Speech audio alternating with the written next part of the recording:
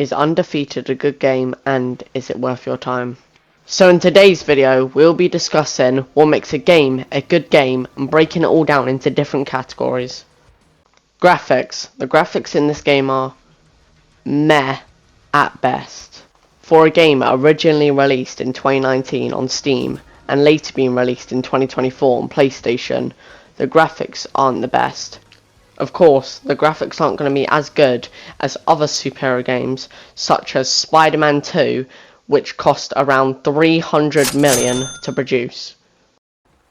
And obviously, not everyone has that sort of money lying around, so for a free game, the graphics are actually pretty good. For our next category, we have the map, and honestly, the map in this game is just straight arse, and it's just overall very unappealing to look at. Like, look at this random bridge, it literally leads into the water. And can someone tell me why we're in this fully developed city on a tiny island in the middle of nowhere, with the only visible thing being these mountains? This game feels especially bland when you fly down into the streets. Usually you won't notice all this stuff because you're flying around, but they could have at least added a car or two. On the topic of the cars, like, what are these cars in this game? The wheels literally aren't even touching the ground. And like, bro, what are you doing? You're literally driving into nothing. Can someone also tell me why there's just jacked NPCs walking around without a top on? Why do they also have no hitbox? But I can't even lie though, why she kinda? Okay, next up we got the story. And honestly, this game basically has no story to it whatsoever.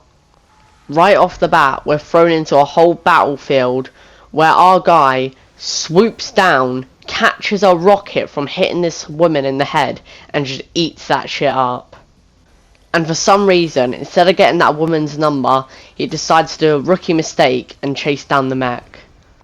After destroying the mech, for some reason our player is then prompted to do a superhero landing, as this wannabe Superman proceeds to pull off the most goofiest pose known to man.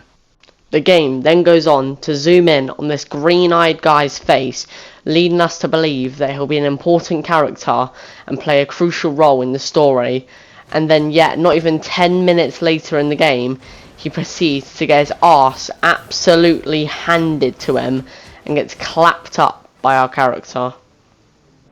The story only proceeds to get worse from here. Right after fighting that guy, you go on to fight basically the exact same guy. He's just a reskinned version of him, and he's slightly harder, but other than that, he plays basically the exact same. I then went on to get my ass whooped for the next hour until I found out that I missed out on some important tips earlier on in the game. It turns out I have to extinguish the fire to restore the city's health by 10%. After doing so, I went on to defeat him on my first attempt.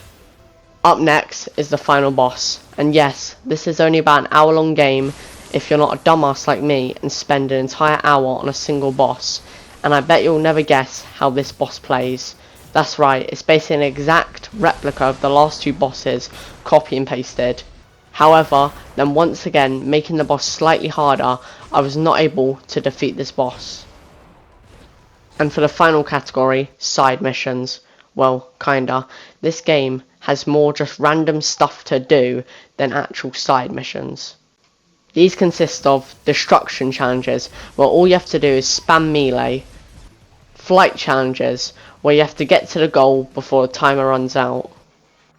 And finally, there's these mini random events which take place throughout the game, consisting of combat challenges, where you usually take on a wave of around 10 enemies.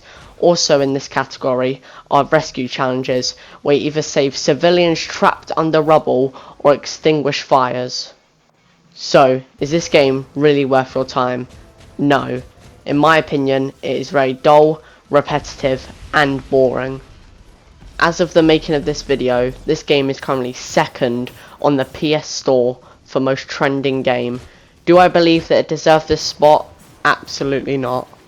But on a more positive note, this game is still very impressive due to the fact that it was made by 3 students alone. There is also currently a new Undefeated game in the making right now called Undefeated Genesis, as can be seen on screen right now. Just from this footage alone, we can already see that this game is going to have a better map, story, graphics and gameplay than the first, and hopefully it can do better. Wait, before you click off this video, can I tell you about something that is actually worth your time? You subscribing right now and turn on notifications so you never miss out on another video just like this one.